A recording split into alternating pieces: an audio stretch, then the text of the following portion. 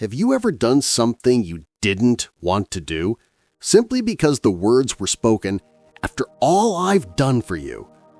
A sudden, heavy feeling of obligation. A sense of debt you never agreed to. What if that feeling wasn't loyalty? What if it was a carefully crafted psychological trap, a tripwire for your soul? Your guilt is one of your most sacred emotions. It is your soul's internal compass, the alarm system that tells you when you have violated your own values. And that is precisely why manipulators target it. They do not create guilt out of thin air. They hijack your own innate goodness and they weaponize it against you. Protecting this sacred system is a crucial act of shadow work. Carl Jung taught that wholeness requires us to own our inner world. This means we must learn to distinguish between the true signals from our own soul and the counterfeit signals from a manipulator. Today, we begin the great recalibration. First, we will learn the critical difference between true guilt, which serves your integrity, and false guilt, which serves another's agenda. Second, we will dissect the 3 most common guilt trip tactics designed to throw your compass into a spin. And third, I will give you the precise reversal scripts, the powerful, calming words to disarm this emotional blackmail and reclaim your power. This is not about becoming a person who cannot feel guilt. It is about becoming a person whose guilt is no longer for sale. To begin this work of protecting your sacred inner compass, I invite you to declare its purpose. Write in the comments below, "My guilt serves my integrity." To disarm the guilt trip, you must first understand the nature of guilt itself. Not all guilt is created equal. There are 2 kinds, and learning to tell them apart is a life-altering skill. The first kind is true guilt. Think of this as a sacred signal. It is an internal alarm that goes off when you have violated one of your own deeply held values. It is the voice of your own integrity. It whispers, "That wasn't like you." When you betray a friend's trust, you feel true guilt. When you act out of alignment with your own moral code, you feel true guilt. This feeling is not a punishment. It is a compass. It is a loving, corrective energy designed to guide you back to your center, back to the person you want to be. True guilt serves your evolution. But then, there is the second kind, the kind you, as a compassionate person, know all too well. This is false guilt, manufactured guilt, weaponized guilt. This guilt is not an internal signal. It is an external broadcast beamed at you by someone else. It does not arise when you violate your own values. It arises when you fail to meet someone else's expectations or demands. It shouts, "You have disappointed me." Its purpose is not your evolution. Its purpose is their control. The recovering people pleaser, the empath, the person who has done the difficult work of shadow work, often lives in a state of profound confusion between these 2. Your guilt compass has been intentionally and systematically broken. As a child, you were taught that the external broadcast of someone else's displeasure was more important than the quiet internal signal of your own needs. You learned to navigate your life by their compass, not your own. So now, when you set a boundary and someone is unhappy, the alarm bells of false guilt ring so loudly they drown out the quiet hum of your own integrity. Let's imagine Chloe, our nurse. She has a core value of being a compassionate person. That is her true north. One day, after a grueling 12-hour shift, a friend calls her, in tears over a minor work issue. Chloe is bone-tired. Her soul is screaming for silence and rest. Her true guilt compass is silent. She has done nothing wrong. But her friend says, I really need you right now. A good friend would be there for me. Instantly, the external broadcast begins. The magnet of false guilt is placed next to her compass. The needle spins wildly. She feels a surge of guilt, not because she has violated her own value of compassion, but because she is failing to meet her friend's definition of it. The old programming kicks in. Disappointing someone feels dangerous. So she overrides the signal from her own body. She stays on the phone for another hour, her own well of energy draining to empty. She has served her friend's comfort at the cost of her own integrity. She has followed the false signal. This is the prison of unearned guilt. To break free, you must first learn to recognize the tactics used to generate it.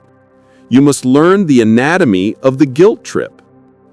There are 3 classic maneuvers, 3 magnets they will use to hijack your compass.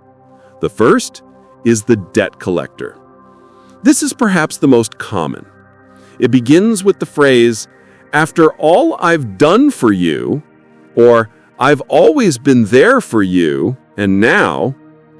The message is clear. My past kindness was not a gift, it was a transaction. It was a down payment, and now I am here to collect. It turns a relationship built on love into a ledger of debts and credits. It makes your gratitude a currency you must use to pay for your own compliance. The second maneuver is the mind reader. This one is more subtle, more insidious. It starts with the phrase, if you really cared about me, you would, followed by their demand, if you really loved me, you would lend me the money. If you were a true friend, you would come to the party. The subtext is a form of emotional extortion. It says, I own the definition of your love. I will tell you what your feelings mean. And if your actions do not conform to my definition, then your love is not real.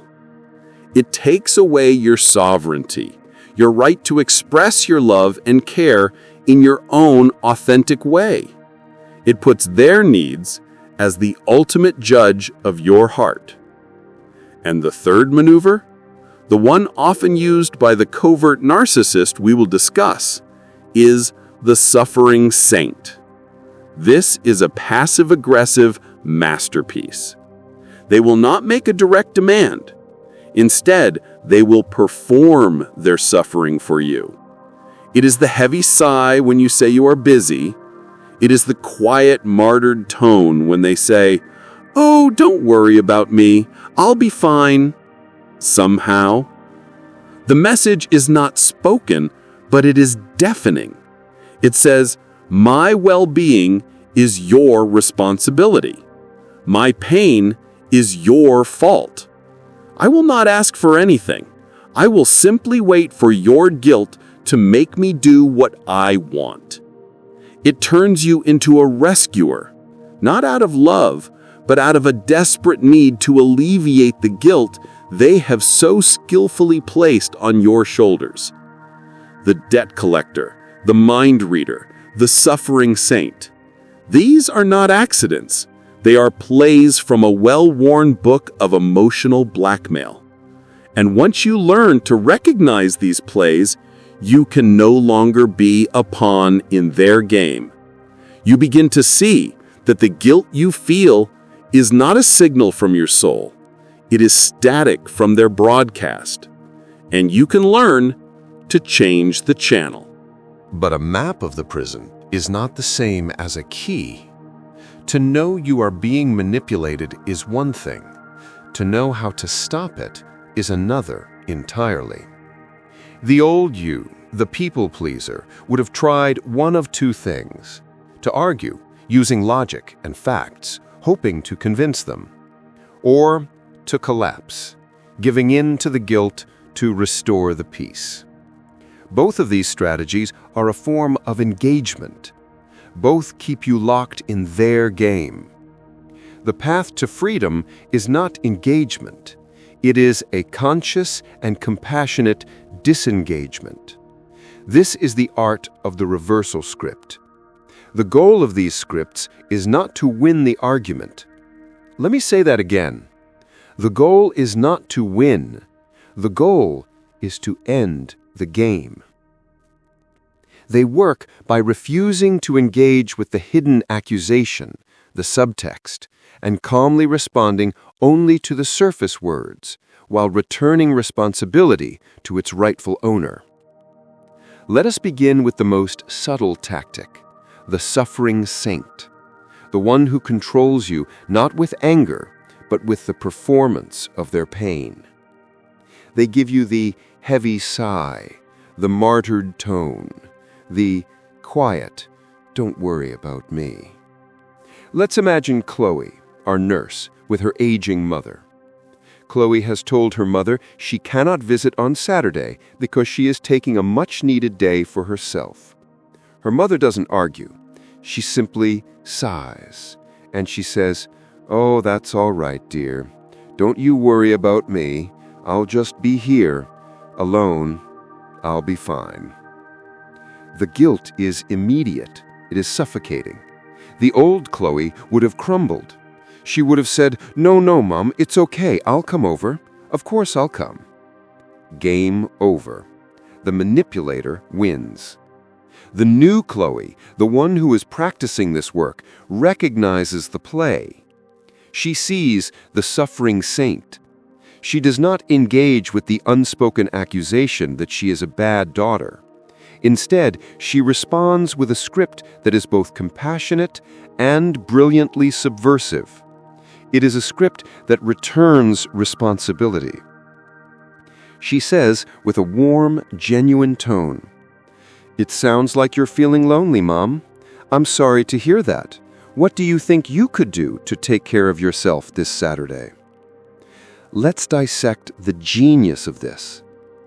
"It sounds like you're feeling lonely, Mom," validates the feeling, which is an act of compassion. It says, "I hear you."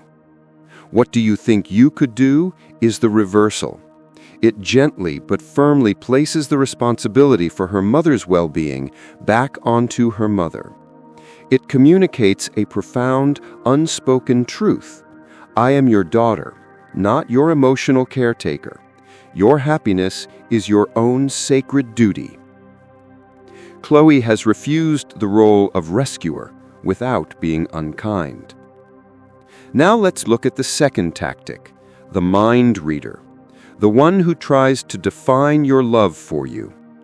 "If you really cared about me, you would..." This is a direct attack on your character. It creates a terrible choice. Either do what I want, or admit that you do not love me.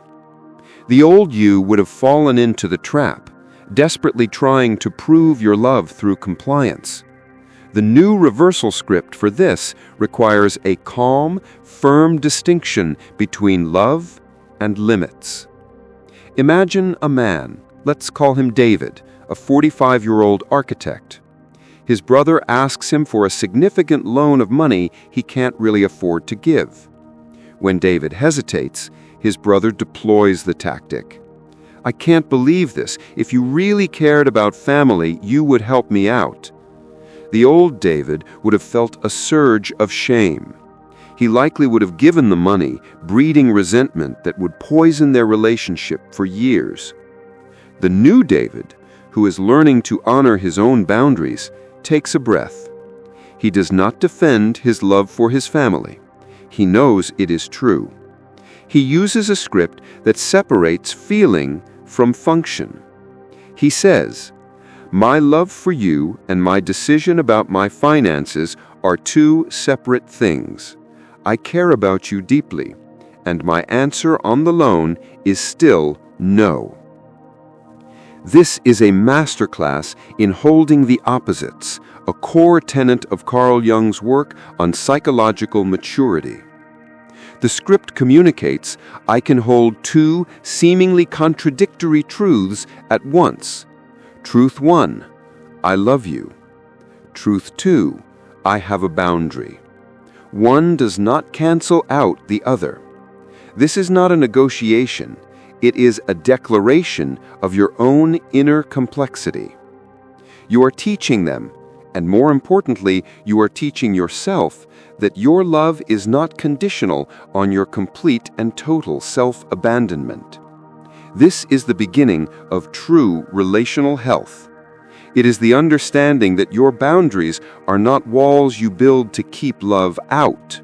They are the fences you build to protect the sacred garden of your own well-being, so that you have something beautiful and nourished to share freely when you choose to. But that leaves the most powerful tactic of all, the one that feels the most personal, the one that uses your own history of gratitude against you, the debt collector. After all I've done for you. Disarming this weapon requires a special kind of alchemy. It requires you to honor the past without being imprisoned by it. And that is the final script we will add to your toolkit. But there is one final maneuver, one final magnet designed to throw your compass into chaos. It is the most powerful because it does not target your feelings or your logic. It targets your history. It targets your heart. This is the debt collector. It arrives when you are at your strongest, when you are finally ready to walk away, to set a permanent boundary. It is the manipulator's last stand, and it sounds like this. After everything I have done for you, this is how you treat me? This is not a question. It is a psychological invoice.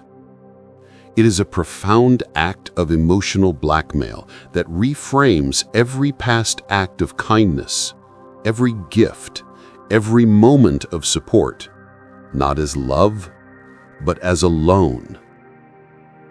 And the unspoken message is that the interest on that loan is your eternal compliance. For a good person, a loyal person like you, this can feel like a punch to the soul. It weaponizes your own gratitude. It makes you feel like a monster, an ingrate, a traitor. The old you would have collapsed under the weight of this perceived debt. The old you would have abandoned your own freedom to prove your loyalty. But the new you, the one who has been doing this deep shadow work, understands that something profound is happening. You are being offered a false choice. A choice between gratitude for the past and integrity in the present. The manipulator wants you to believe you can only have one. But the truly whole person, the person Carl Jung called the individuated self, knows the secret. The secret is not to choose. The secret is to hold both. The reversal script for the debt collector is the most advanced form of verbal Aikido. It is an act of alchemy. It requires you to stand in your center and hold the tension of two opposing truths using the most powerful word in the vocabulary of wholeness, the word "and." Let's imagine Chloe one last time. She has decided to take a significant step back from a lifelong draining friendship. Her friend, feeling the loss of control, deploys the final weapon. After all the years I've been there for you, you're just going to throw our friendship away? The old Chloe would have been shattered. The guilt would have consumed her. But the new Chloe has been practicing. She takes a breath. She connects with her own heart. She finds her true north. She does not argue about the past. She honors it. And then she honors her present.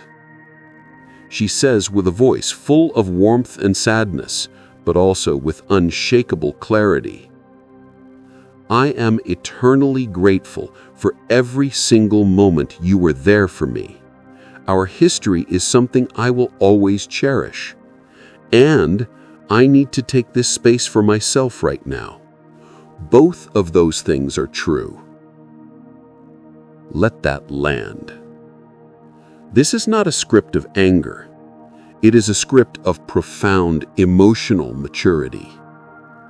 I am grateful for the past, and my boundary is real in the present.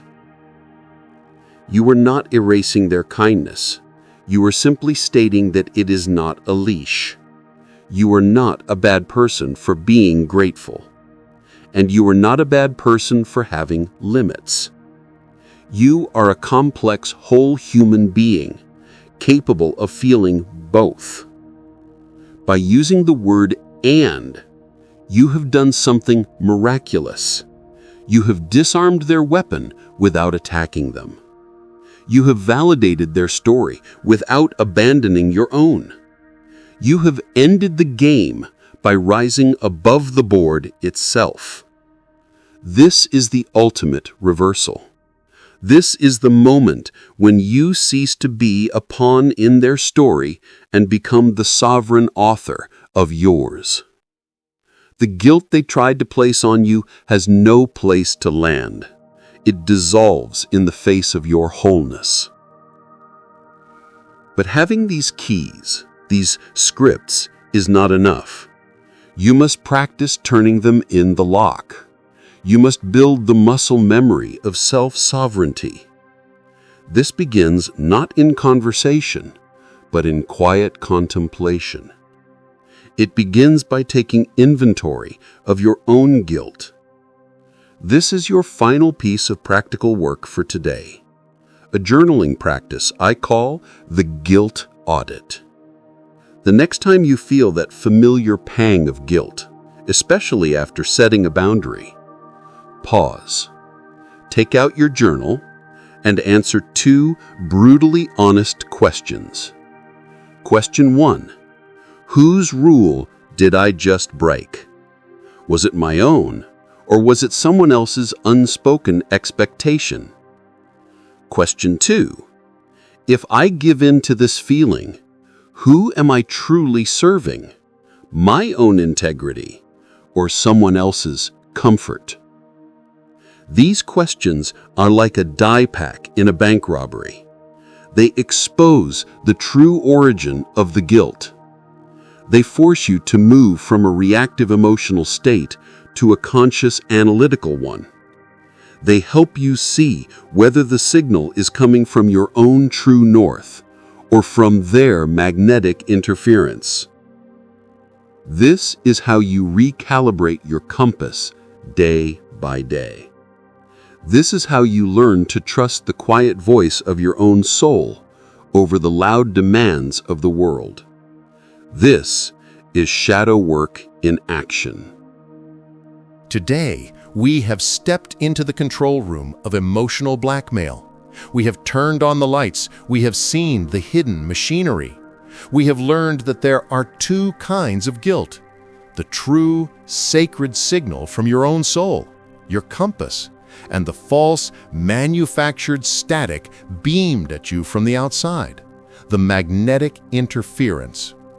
We have named the 3 great magnets: the debt collector, who turns love into a ledger; the mind reader, who claims to own the definition of your heart, and the suffering saint who controls you with the weight of their unasked-for burdens. And you have been given the keys, the reversal scripts, not weapons of attack, but instruments of balance, words that allow you to be both compassionate and sovereign, both loving and free. This is the great paradox that so many of us fear. We believe that to protect ourselves, we must become hard, cold, uncaring. That is the lie that keeps the people-pleaser in their prison. The truth, the deep Jungian truth of shadow work, is that a true boundary is not an act of aggression. It is an act of integrity. The scripts we have learned today, the ones that feel the most difficult to say, are often the kindest, because a clean, honest boundary prevents the slow, toxic poison of resentment. It allows for a relationship based on reality, not on silent obligation and hidden rage. It is a difficult kindness, a mature kindness, the kindness of a person who has finally learned that their first responsibility is to the truth of their own soul. To make this journey real, to move it from a video you watch to a life you live, you must practice.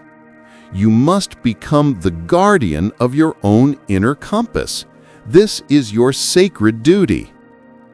Your daily practice is the guilt audit, that moment of pause when you feel the familiar ache of guilt and you ask the two life-altering questions. Whose rule did I break? My own or theirs? Who am I serving? My integrity or their comfort? This practice over time will do something miraculous. It will carve new pathways in your mind. It will build the muscle of self-trust. You will begin to feel the difference between the two kinds of guilt in your very bones.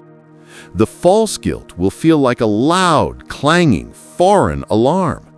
The true guilt will feel like a quiet, familiar hum, a gentle course correction from your wisest self. You will not become guilt-proof. You will become guilt-discerning, a connoisseur of your own soul's signals. As you become more skilled at deflecting these overt guilt trips, a new challenge may emerge. The tactics become more subtle, more hidden. What happens when the guilt trip doesn't sound like an attack? What if it sounds like a cry for help? What if it comes from someone who seems so kind, so sensitive, so perpetually wounded? The manipulator who doesn't roar but whimpers. The one who controls you not with demands but with their bottomless need for rescue. This is the most deceptive predator of all. The wolf in sheep's clothing, the covert narcissist. And unmasking them requires a whole new level of perception. That is the critical work we will do in our next conversation. For now, your work is to protect your compass, to practice the art of compassionate disengagement, to make the declaration that your inner moral authority is no longer for sale. To anchor this profound shift, I invite you to make this final commitment. Share in the comments below a declaration of your newfound sovereignty. My guilt serves my integrity, not someone else's agenda. By doing so, you are not just writing a comment. You are planting a flag on the sacred ground of your own soul. You are declaring that you are finally home.